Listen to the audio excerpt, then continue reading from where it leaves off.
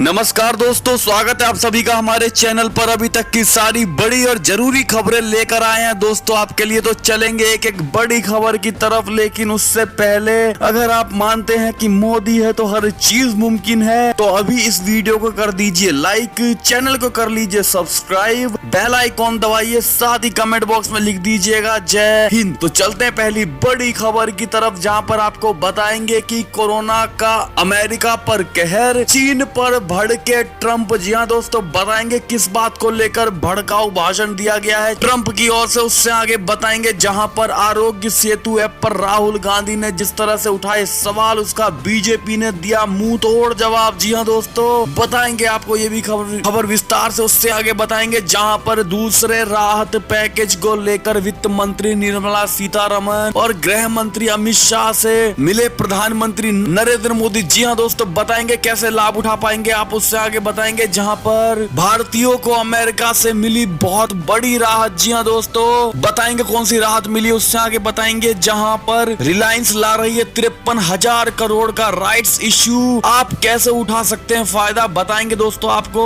साथ ही बताएंगे जहां पर ग्रीन और ऑरेंज जोन में अब खुल सकेंगी वो भी दुकानें जिसका शायद सबसे ज्यादा लोग कर रहे थे इंतजार। जी हाँ दोस्तों, साथ ही मरकज और जमातियों के बैंक अकाउंट से जुड़ा बड़ा खुलासा हुआ है दोस्तों, ये भी बताएंगे। साथ ही बैंक से पैसा निकालने अगर आप लोग जा रहे हैं दोस्तों, तो इस खबर को पहले देख लीजिएगा। बताएंगे ये भी खबर विस्तार से, तो वीडियो को आप अंत तक देखिएगा, बीच में से छोड़ के मत जाइएगा। साथ ही इस वीडियो को शेयर करना बिल्कुल मत भूलिएगा दोस्तों। तो चलते हैं पहली बड़ी खबर की तरफ, जहां पर आपको बता दें कि कोरोना का अमेरिका पर कहर, चीन पर भड़के ट्रंप, कहा बढ़ाऊंगा टैरिफ। जी हाँ दोस्तों, बता दें आपको कि अमेरिकी राष्ट्रपति डोनाल्ड ट्रंप ने स्पष्ट किया है कि कोरोना वायरस जैसी गंभीर बीमारी के मामले में चीन ने जो लापरवाही की है, उसके बाद चीन के सामने बढ़े हुए टैरिफ यानी अतिरिक्त टैक्स झेलने का ही एकमात्र रास्ता बच जाता है। ट्रंप ने शुक्रवार को उस सवाल के जवाब में ये बात कही जिसमें चीन पर दंड स्वरूप टैरिफ बढ़ाने की बात कही जा रही थी। ट्रंप ने कहा निश्चित तौर पर यह एक विकल्प है। साथ ही उन्होंने आगे कहा कि हम लोग देख रहे हैं कि आगे क्या होने जा रहा है। चीन के नजरिए से बहुत कुछ हो रहा है, जो कुछ हुआ है निश्चय ही उससे हम लोग खुश नहीं हैं। सभी 182 देशों के लिए ये बुरा दौर है। जी हाँ दोस्तों, तो ट्रंप बिल्कुल खुल के चीन के सामने निडर हो करके पूरी बयानबाजी कर दी है दोस्तों, और तमीज से धमका दिया है चाइना को। अगर आप मानते हैं दोस्तों कि ट्रंप सरकार बिल्कुल सही कर रही है और हर देश के नेताओं को ट्रंप का साथ देना चाहिए दोस्तों, तो आप कमेंट सेक्शन में लिख के जरूर बताइएगा अपनी राय को। चलते एक और बड़ी खबर की तरफ, जहां पर आरोग्य सेतु ऐप पर राहुल गांधी ने उठाए थे सवाल, तो बीजेपी का पलटवार, रोज एक नया झूठ। जी हां दोस्तों, बता दें आपको कि सरकार की ओर से कोरोना वायरस के खिलाफ लड़ाई में आरोग्य सेतु ऐप को अहम बताया जा रहा है। हालांकि कांग्रेस नेता राहुल गांधी ने आरोग्य सेतु ऐप पर सवाल खड़े करते हुए डेटा सुरक्षा की चिंता जाहिर की है। वहीं अब कांग्रेस सांसद राहुल गांधी के सवाल पर बीजेपी का पलटवार भी आ चुका है। जी हां दोस्तों, बता दें आपको कि केंद्रीय कानून और न्याय व आईटी मंत्री रविशंकर प्रसाद ने कांग्रेस सांसद राहुल गांधी पर पलटवार किया है। उन्होंने ट्वीट करते हुए कहा कि रोज एक नया झूठ, आरोग्य सेतु एक शक्तिशाली साथी है जो लोगों की सुरक्षा करता है। डेटा सुरक्षा के लिहाज से ये काफी मजबूत है। जिन लोगों ने अपने पूरे जीवन को निगरानी में रखा, वे नहीं जानते कि बेहतर के लिए तकनीक का लाभ कैसे उठाया जा सकता है। तो दोस्तों, अगर आप मानते हैं कि केंद्रीय कानून मंत्री रविशंकर प्रसाद ने बिल्कुल सही तरीके से नापा है राहुल गांधी को, तो आप कमेंट सेक्शन में अपनी राय जरूर लिखकर बताइएगा दोस्तों, और आपकी तरफ से क्या बयानबाजी होगी राहुल गांधी को लेकर जरूर लिखकर बताइएगा। चलते एक और बड़ी खबर की तरफ, जहां पर दूसरे राहत पैकेज को लेकर वित्त मंत्री निर्मला सीतारमन और गृह मंत्री अमित शाह से मिले प्रधानमंत्री नरेंद्र मोदी। जी हाँ दोस्तों, बता दें आपको कि कोरोना वायरस लॉकडाउन के चलते देश भर में पैदा हुई आर्थिक चुनौतियों के बीच इससे प्रभावित उद्योगों को दूसरा राहत पैकेज देने के लिए प्रधानमंत्री नरेंद्र मोदी ने शनिवार को गृह मंत्री अमित शाह और वित्त मंत्री निर्मला सीतारमन समेत कई अहम मंत्रियों और आर्थिक मंत्रालयों के साथ बैठक की। समाचार एजेंसी पीटीआई ने अपने सूत्रों के हवाले से यह जानकारी दी है। जी हाँ दोस्तों, सरकार बिल्कुल देश जनहित में कदम आगे बढ़ा रही है दोस्तों, तो बिल्कुल भी घबराने की आवश्यकता नहीं है। अगर आप मानते हैं कि मोदी सरकार है सब संभाल लेगी, तो आप अपनी राय जरूर दीजिएगा। चलते एक और बड़ी खबर की तरफ, जहां पर आपको बता दें कि भारतीयों को यूएस में में बड़ी राहत मिली है दोस्तों।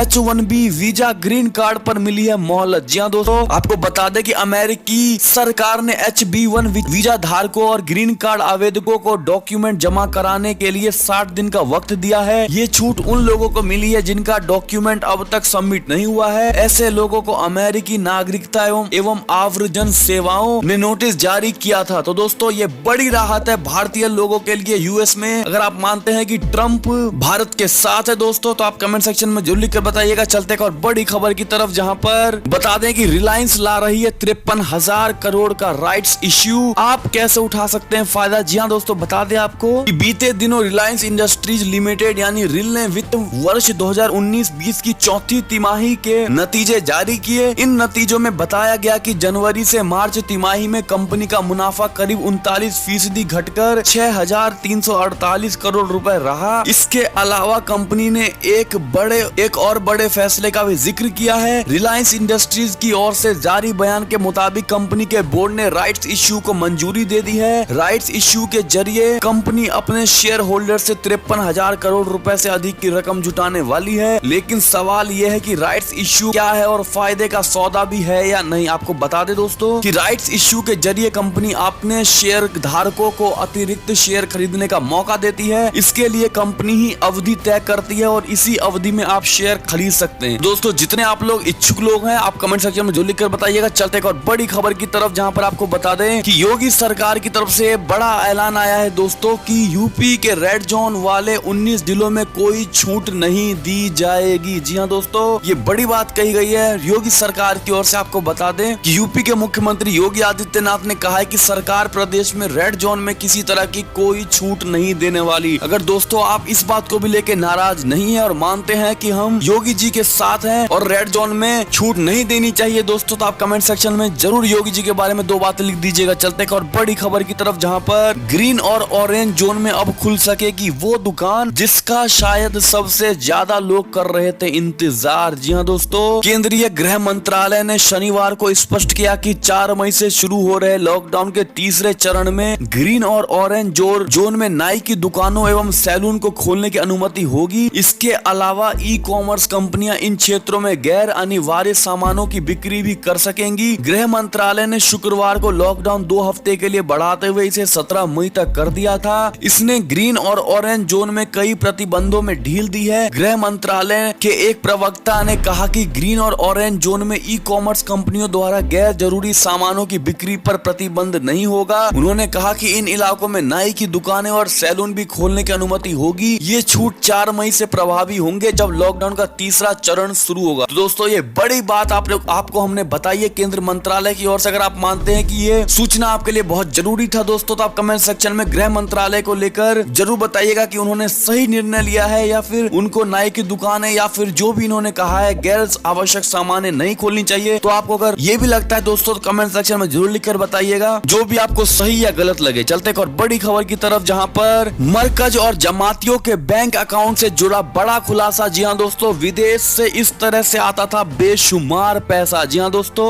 आपको बता दें कि मौलाना साद और उसके बेटों समेत मरकज के 11 बैंक अकाउंट समेत 125 संदिग्ध बैंक अकाउंट क्राइम ब्रांच की रडार पर आ गए हैं। जांच के दौरान एजेंसियों को पता चला कि ये वो जमाती हैं जिनके बैंक अकाउंट में जनवरी से मार्च के महीने में काफी पैसा आया था। बाद में ये पैसा दूसरे बैंक अकाउंट में ट्रांसफर हो गया। क्राइम ब्रांच ने ऐसे ही 125 बैंक अकाउंट की लिस्ट बनाई है जिसमें कुछ विदेशों से आए जमाती भी हैं। जी हाँ दोस्तों, तो ये बड़ी खबर थी जमाती की ओर से। आपको क्या लगता है दोस्तों कि जमातियों के पीछे किसी अन्य पार्टी का हाथ है या फिर विदेश से कोई इन सबको कंट्रोल कर रहा है दोस्तों? तो आप कमेंट सेक्शन में अपनी राय जरूर दीजिएगा जमातियों को लेकर। चलते हैं एक और बड़ी खबर की तरफ, जहां पर बैंक से पैसा निकालने जा रहे हैं तो इस नियम को जान ले, नहीं तो पैसा नहीं निकाल पाएंगे। जी हाँ दोस्तों, बता दें आपको कि इंडियन बैंक एसोसिएशन ने ग्राहकों से कहा है कि बैंकों में भीड़ ना लगाएं, बल्कि बैंक चाहते हैं कि लोग बैंक आना कम करें और ज्यादा काम ऑनलाइन ट्रांजैक्शन से ही करें। इसके अलावा प्रधानमंत्री गरीब कल्याण योजना के तहत 500 रुपए महिलाओं के अकाउंट में डाले जा रहे हैं। उसके लिए बैंकों ने सलाह दी है कि आपका पैसा बैंक में सुरक्षित है, इसलिए निकालने के लिए हड़बड़ी ना मचाएं। अप्रैल महीने की किस्त महिलाओं के अकाउंट में डाली जा चुकी है और मई महीने की 500 रुपए की किस्त अकाउंट में डाली जा रही है। ज्यादा भीड़ ना हो और सोशल डिस्टेंसिंग का पालन हो, इसके लिए बैंकों ने पैसा निकालने के लिए तारीख के हिसाब से व्यवस्था की है। ये व्यवस्था अकाउंट नंबर के आखिरी नंबर के आधार पर की गई है। जी हाँ दोस्तों, आपको हम लिस्ट दिखा रहे हैं, इसमें आप देख लीजिएगा कि आपके अकाउंट का सबसे लास्ट जो नंबर है अगर वो इनके बीच आता है तो आपको इस तारीख में जाना है। अगर